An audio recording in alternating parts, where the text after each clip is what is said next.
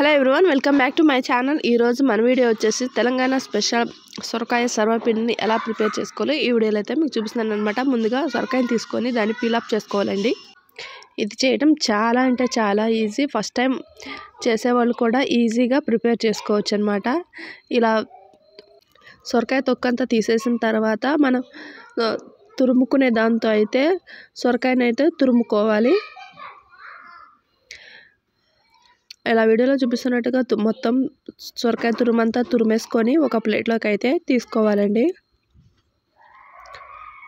సొరకాయ అనేది హెల్త్కి చాలా మంచిది అనమాట. దీంట్లో వాటర్ కంటెంట్ ఎక్కువగా ఉండటం వల్ల సొరకాయ అనేది మనం తినని వాళ్ళు కూడా ఈ విధంగా అయితే సొరకాయని కలిపేసేసి వండితే ఈజీగా తినేసేస్తారు. తర్వాత దీన్ని ఒక బౌల్లోకి వేసేసుకొని దీంట్లోకి వచ్చేసి కట్ చేసుకున్న కరివేపాకును వేసుకోవాలండి. తర్వాత పల్లీలు అనమాట. పల్లీలు అనేది వేయించుకొని ఇలా బద్దలుగా అయితే చేసుకొని వేసుకోవాలి.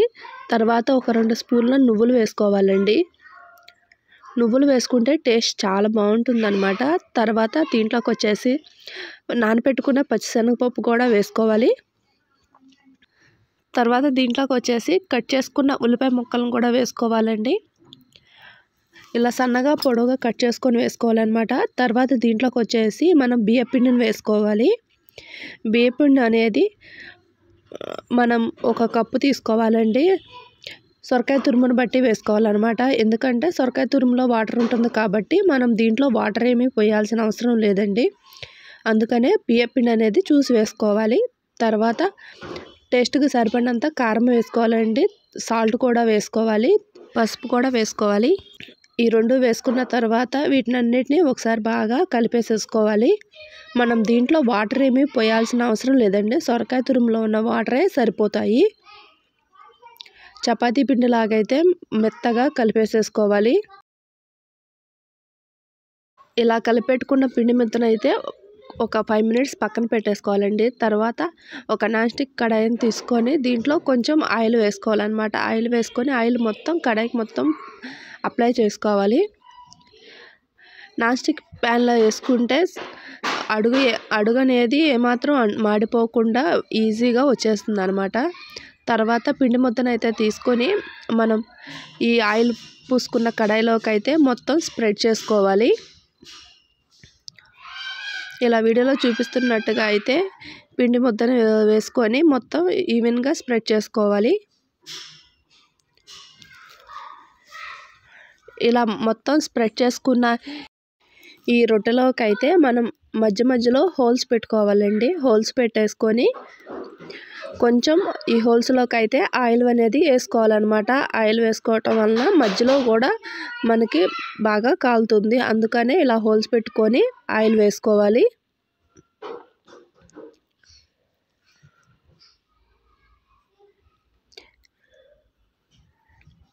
ఇలా ఆయిల్ వేసేసుకొని స్టవ్ ఆన్ చేసుకొని ఈ కడాయిని అయితే స్టవ్ మీద పెట్టుకోవాలండి. ముందు మంటనైతే హై ఫ్లేమ్లో పెట్టుకోవాలన్నమాట. ఒక 2 మినిట్స్ మంటను హై ఫ్లేమ్లో పెట్టుకొని తర్వాత కొంచెం లో ఫ్లేమ్లో పెట్టుకొని మూతను పెట్టుకోవాలండి. ఈ సర్వపిండి అనేది మంటని లో ఫ్లేమ్లో పెట్టుకొని కాల్చుకుంటేనే దీని టేస్ట్ చాలా బాగుంటుంది. ఇలా ఒక సైడ్ కాలిన తర్వాత రెండో సైడ్ అయితే తిప్పుకోవాలండి. ఒక సైడ్ కాలితే సరిపోతుంది, కానీ ఇంకో సైడ్ కూడా కాలితే మంచి టేస్ట్ వస్తుందన్నమాట. ఇలా మంచి కలర్ వచ్చే వరకు రెండో సైడ్ కూడా కాల్చుకొని ప్లేట్లో పెట్టుకోవాలండి. తర్వాత ఇంకోటి అయితే ఎలా చేయాలో చూపిస్తున్నాను. అది ముందు స్టవ్ ఆన్ చేసుకొని ఆయిల్ వేసుకోవాలండి. ఆయిల్ కొంచెం వేసుకున్న తర్వాత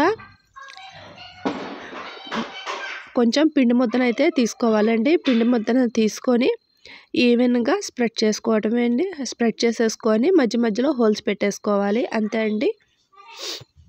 దీన్ని కూడా మళ్ళీ స్టవ్ ఆన్ చేసుకొని